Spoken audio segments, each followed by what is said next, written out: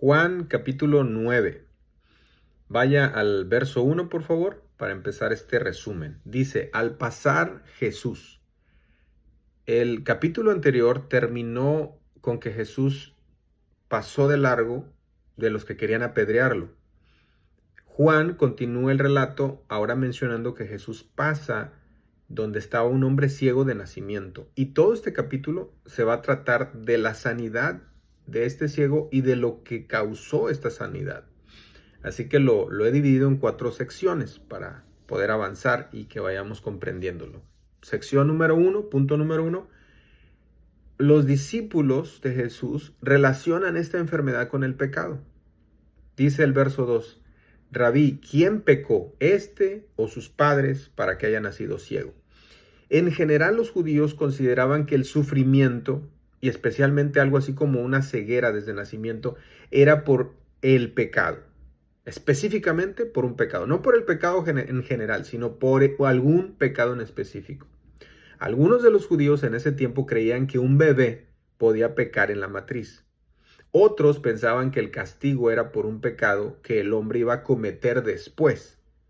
Por eso la pregunta, ¿quién pecó? Estos sus padres, porque ellos creían que el bebé podía pecar desde la matriz o desde el vientre. ¿Qué responde Jesús? Verso 3. Primero, Jesús dijo que la ceguera de este hombre básicamente es un defecto de nacimiento. No fue provocado por un pecado específico de parte del hombre o de sus padres. Obviamente, hermanos, sabemos que vivimos en un mundo de pecado, batallamos con una naturaleza caída nuestra, siempre estamos tentados a hacer lo malo. Y el sufrimiento, en la mayoría de las ocasiones, es por ese pecado. Ya sea que nosotros lo cometamos, o ya sea, ponga atención aquí, ya sea porque vivimos en un mundo caído, en un mundo de pecado. Está mal decir que si una persona está en enfermedad o le está pasando algo, cometió algún pecado en específico. Eso está mal. Aquí el Señor nos está corrigiendo eso. Repito, definitivamente hay gente que sufre por su pecado, ¿sí?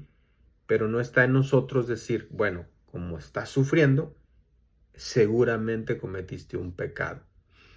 Además, los discípulos aquí no mostraron ningún interés en ayudar a este hombre, sino solo discutir la causa de su condición. ¿Sí se fijó en eso? Eso es lo que el Señor está diciendo, esto no está bien. Además, la otra parte, número 2, Jesús primero dijo que no era por un pecado específico. Y segundo, Jesús dijo, verso 3, para que las obras de Dios se manifiesten en él. En medio, hermanos, de este mundo caído, este mundo de pecado, nosotros pecamos, todo el mundo peca y a veces sufrimos por nuestro pecado o a veces sufrimos por el pecado en general que hay. Aún así, Dios usa nuestro sufrimiento para la gloria de su nombre. Dios usa nuestras enfermedades para la gloria de su nombre. ¿Cómo? Pues haciendo milagros como estos. Por eso dice el Señor, para que las obras de Dios se manifiesten en él. Muy bien, sección número 2 o punto número 2. ¿Cómo sanó Jesús al ciego? Esto es impresionante, ¿no? Y la forma en que Jesús sana aquí al ciego está en los versos 6 y 7. Y ha sido inspiración para mucha gente seguir este ejemplo, lo cual está mal, hermano. El Señor escupe en tierra, hace el lodo con la saliva, unta ese lodo en los ojos del ciego, le pide que vaya al estanque si lo es, se lava y regresa sano, regresa viendo. En ese tiempo, hermanos, se creía que la saliva, especialmente la saliva de algunas personas distinguidas, tenían ciertos poderes curativos. En algunos pueblos, en algunas regiones todavía se cree eso. Así que no pareció extraño a los judíos esto de la saliva. Además, Jesús, escuche bien, Jesús estuvo cambiando de métodos para sanar. Él nunca sanó de una manera así, esta es la manera de sanar. ¿Por qué? Porque el Señor no quería que nos fijáramos en los métodos. El poder de Dios no estaba en un método, estaba en Cristo. Cristo. Todos estos milagros los hizo para demostrar que era el Hijo de Dios. Amén. Entonces no andemos siguiendo ese método. Número 3, sección número 3, las reacciones de varias personas a esta sanidad. Mire todo lo que provoca esta sanidad. Cuando todos debieron haber dado gloria a Dios, cuando todos debieron haber dicho Jesús es el Hijo de Dios, es el Mesías, pues no pasó así. Los versos del 8 al 12, versos 8 al 12, los vecinos reaccionan. Y unos decían, Él es, otros decían, se parece. Y él dijo, pues no me parezco, soy yo soy. Y además le daba testimonio de cómo Jesús lo había sanado. Ahora, de los versos 13 al 16, ahora los fariseos piden que este hombre ya sano lo traigan y lo cuestionan. Y en el versículo 14 dice, y era día de reposo cuando Jesús lo sanó. El día de reposo es parte de la ley moral, de los 10 mandamientos, debemos guardar, cuidar y separar un día de reposo. Pero los fariseos habían puesto unas reglas, miles de reglas a ese día de reposo, que no eran de Dios. Dios no los había puesto. Y bueno, cuando ellos ven que Jesús sana al ciego, dicen, no, porque lo sanó en día de reposo. Entonces esto no puede ser de Dios, porque es día de reposo. Imagínense, ¿no? Hay que esperar a que sea otro día para sanar a este pobre hombre. No, que no lo sane en día de reposo. Es ridículo, ¿verdad? Interrogan al ciego o el ex ciego, lo empiezan a interrogar.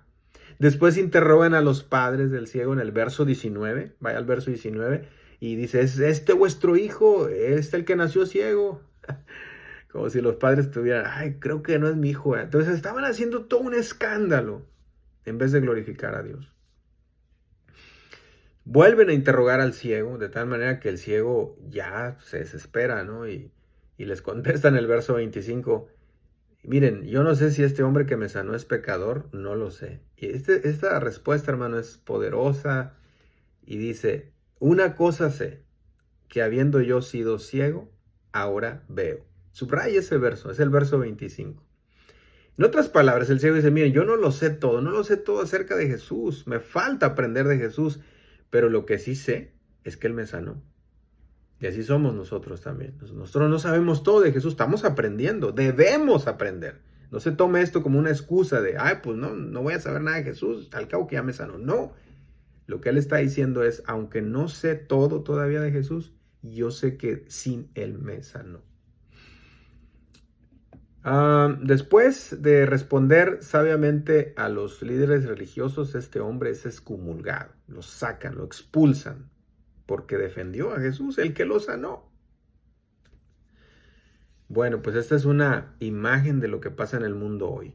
Desprecian a Jesús con todos estos argumentos tontos, ridículos.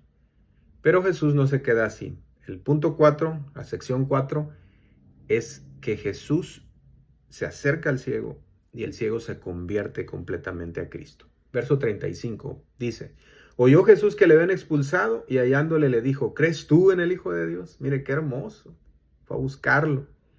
Jesús llamó a este hombre ya sano a creer. Y él lo hizo, dice el verso 38.